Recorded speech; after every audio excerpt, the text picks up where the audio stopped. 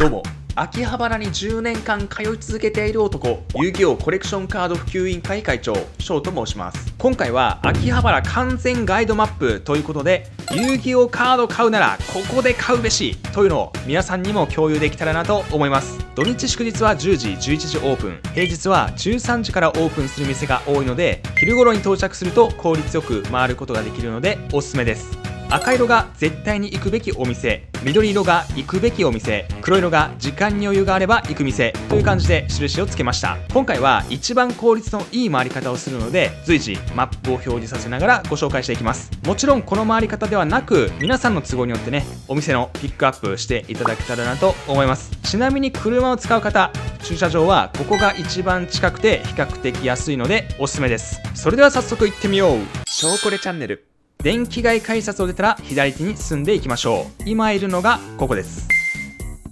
ちなみに改札を出て右に行くとドラゴンスターとカードラッシュがあるので、もし行くなら最初に行ってもいいと思います。ただですね、ここはプレイヤー用のカードが比較的多いので、コレクションカード探す方はちょっと物足りなさを感じるかもしれません。さて、この日は12時半頃着いたので、まずは腹ごしらえします。外出たところからまっすぐ行くとすぐ右側にあります。ここはスタミナ丼が有名らしいですね。注文して1分で到着しました。爆速です。スタミナ丼とカレーの相盛り。豚肉は結構ニンニクのパンチが効いてるので、可愛い女の子たちと戯れる予定があるときはやめておきましょう。ご飯もね、かなり量があるので、野郎どもで遊ぶときは行くべきお店です。その他のおすすめのお店はこちら。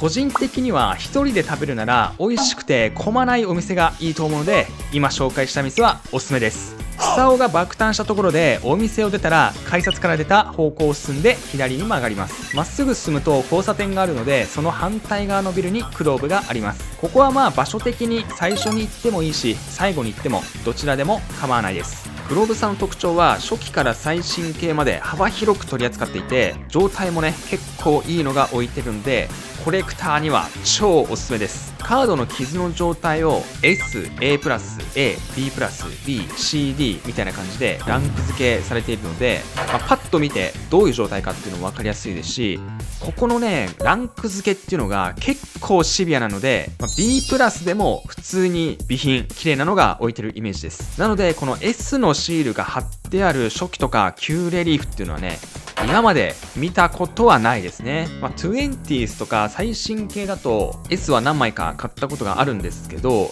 本当にね完備品クラスの極上個体がS になることが多いので、それだけ厳しいジャッジしてるっていう意味ではね、備品が欲しい方は B 以上を見ればいいんじゃないかなと思います。なのでね CD の状態とはいえ、こういう特化コーナーでも割と綺麗めなので、安く購入したい方はおすすめかなと思います。その他にも未開封ボックスや鑑定品も多く取り扱っていて、とにかく店員さんのね接客がすごくいいので、居心地ものすごくいいです。ぜひ行ってみてください。購入したカードがこちら。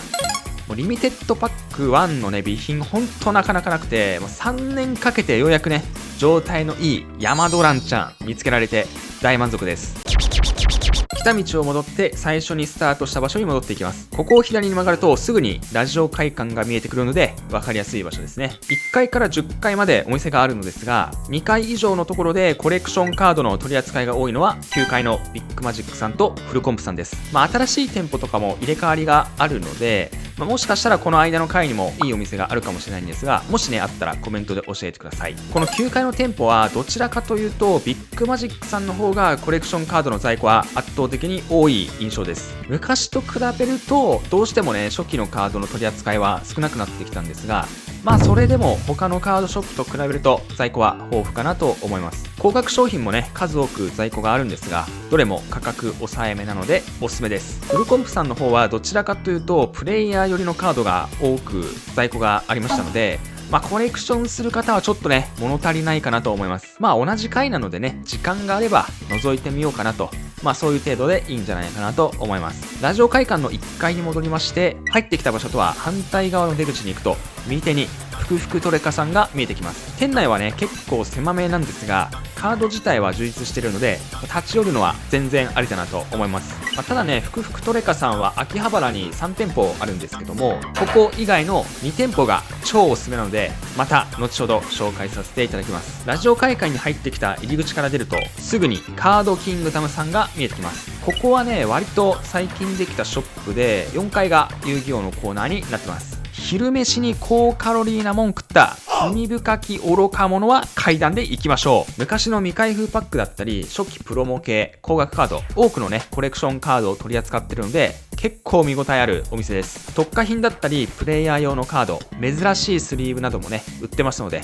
駅地下というのを考えるとおすすめできるお店かなと思います。さあ、お店を出たら大通りに進んでいきます。 GIGO とね書いてある赤い建物の方向が日本最強の店舗が揃うメインの方向、松清の建物方向におすすめのお店が2店舗あります。松清とこのアダルティーな怪しい建物の間の道をそのまま進んでいくと左側にカードラッシュがあります。昔はコレクションのカードがね結構取り扱い豊富だったんですけど、今はなぜか全然いいカードがないというね印象がありますね。どちらかというとプレイヤー向けかなと思います。もう一個のお店は最近できたお店なんですけど、ここは超おすすめのカードショップです。帰る時にね同じ場所に戻ってくるので、一番最後そちらはご紹介します。ショーコレチャンネル。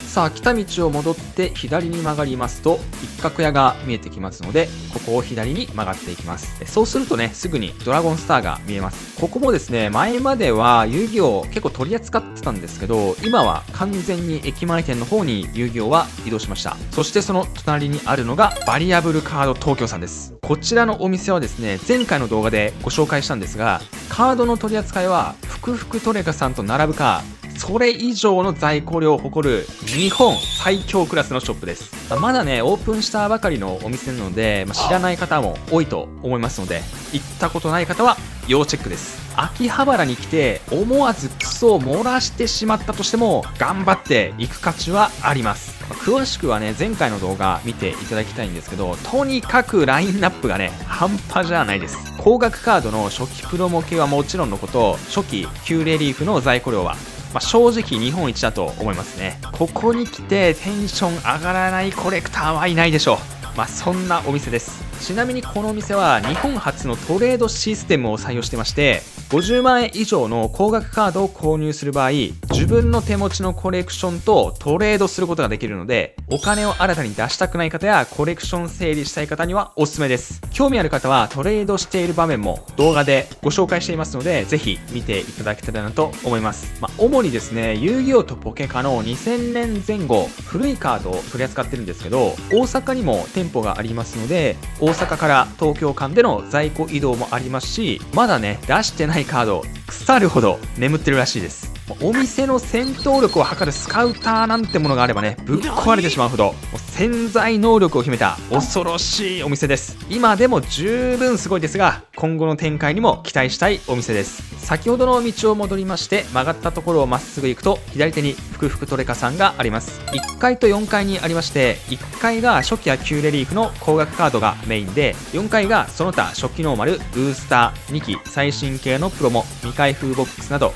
充実したラインナップを数多く取り揃えています。ここもですね、遊戯王ポケカのコレクションカード専門店としては日本最高峰クラスです。先日ですね、メテオブラックドラゴンの本物が売られていた話題のお店ですね。貴重な初期プロモがたくさんショーケースに展示されて販売されているので、海外の方もねお店に入ってうなっている姿をね多く見かけます。とにかくですね、高額カードでも数が多いので状態別で複数枚売ってるのは強みかなと思います。唯一ですね、ちょっとクレームを入れるとすれば、とにかく値付けが超強気なんですよね。もう日本一ね、ほんと値付けが高いと言っても過言ではないです。なのでコスパを重視する方は向かないかもしれないんですけど、在庫が豊富なので欲しかったカードと出会える可能性はすごく高い店なんじゃないかなと思います。ここは絶対に立ち寄るべきお店です。今回ですね、いい出会いがありましてカードを購入させていただきました。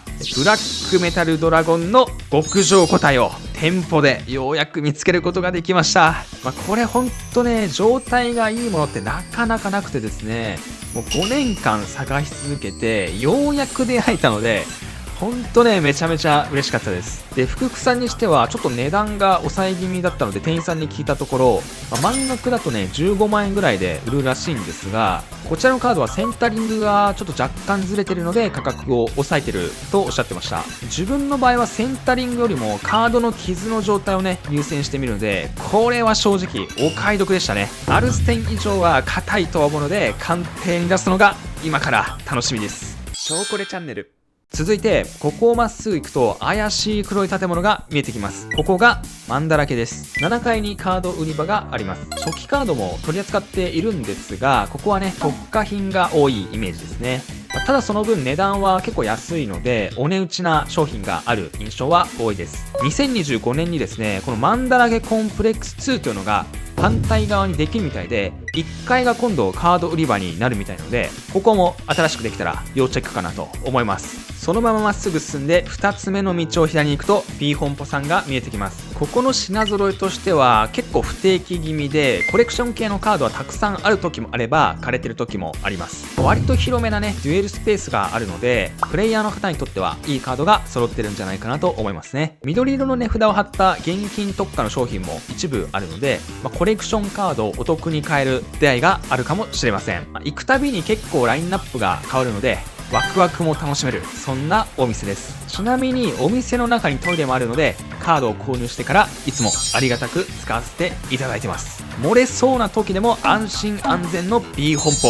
おすすめです。来た道を戻りましてまっすぐ進むと左手にスパイラルさんがあります。ここはコレクションカードがある時とない時の差がかなり激しいので、お店に行く前に X で自分の欲しいカードが入荷されているか見た方がいいかなと思います。ほんとね、思い立ったかのように突然高額カードが入ったりするので、X のアカウントフォローしておくといいかなと思います。で、ちなみにですね、高額系のカードは現金のみっていうパターンが最近多いので、そこは注意が必要です。入り口を出てまっすぐ行った最初の交差点を右に曲がると駿河屋さんが見えてきます。2階にカードが置いてあります。基本的にここは特価品が多くて数もあまり多くはないんですけど、たまにねお値打ちなカードがある場合があるので、時間ある時に覗く価値はあるかなと思います。続いて道なりに進んで右に曲がると4階と8階におすすめのカードショップがあります。まずはエルドラードさんから。ここは古いカードを専門で取り扱っているお店で特価品を多く取り揃えています。お値打ちな商品を探したいという方はね、ここは結構おすすめですね。私もプレミアムパック5のパラレルを集めているので購入させていただきました。状態もですね ABCD の順でランク付けされているので一目見て分かりやすいです。反対側のショーケースには高額カードも置いてあるんですが、数はあまり多くはないです。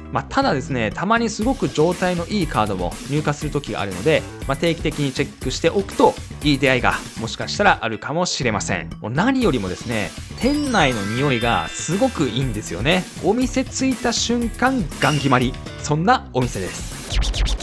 ここは最新系から古いカード、高額系までかなり豊富に揃えているので、エルドラードさんよりもですねラインナップは圧倒的にあります。初期カードも状態別で枚数が多く取り揃えられているので、自分好みのカードと出会えること間違いなしです。超おすすめ。帰りの方向にまっすぐ進むとすぐ角にフルコンプさんが見えてきます。昔はですね初期系のカードかなり多かったんですが、今はね結構縮小されているイメージがあります。それでもね満足できるほど在庫はあるんじゃないかなと思います。とにかくですね、ここはコスパが良くて、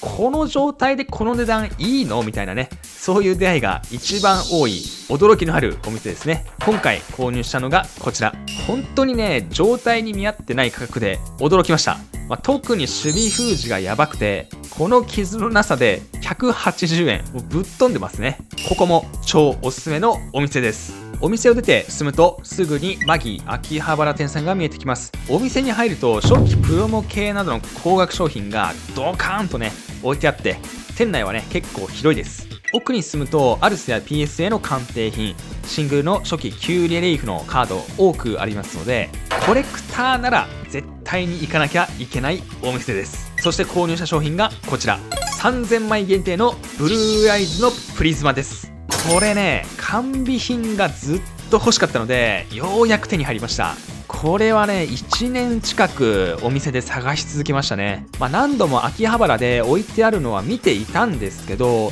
どれも結構初期傷がある個体が多かったんですよね。これはぜひね、アルステンプラウスを目指して鑑定に出したいなと思います。店員さんもね、皆さん対応がいいので居心地のいいお店です。反対側の道路に渡りまして駅の方に戻っていきます。ボークス秋葉原ホビー天国2さんです。5階がカード売り場になるんですが、エレベーターがないので階段で上がるしかありません。まるでね、かりんとうに登っているんじゃないかという錯覚に毎度陥ります。だがそれがいい。カードのラインナップは旧レリーフや初期カードが多くて、数は少ないんですが品質のいいカードが揃っているので行ってみる価値はあるかなと思います。ただ頻繁に商品が変わってるという印象はないので、まあ時間ある時にね、立ち寄ってみようかなっていう程度でいいかなと思います。さあそして最後はミーツ秋葉原店さんです。有名なつけ麺屋の裏にあります。ここはですね、最近オープンしたばかりのお店なんですけど、競合店舗と肩を並べるほど品揃えが素晴らしいです。初期旧レリーフ2期はもちろんのこと、初期プロも高額カード鑑定品のラインナップがかなり充実してます。店員の方も遊戯王コレクションのカードね、結構詳しい方ですごく話しやすいので、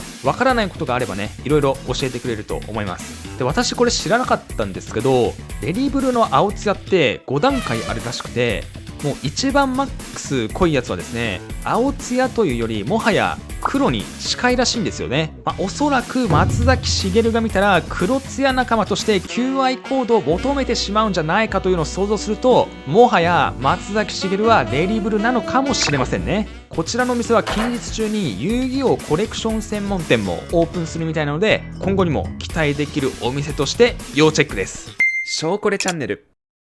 ということで、秋葉原で遊戯王を買うならここで買えというおすすめカードショップの紹介でした。ただ毎年ですね、新しい出店があるので追加で行くべきお店は出てくるかと思いますが、昔からあるお店は数年で変わらないと思うので、ぜひ参考にしていただければ幸いです。ということで、この動画が少しでも参考になったな、楽しかったなと思った方は高評価とチャンネル登録をよろしくお願いします。それではまた次回の動画でお会いしましょう。ご視聴ありがとうございました。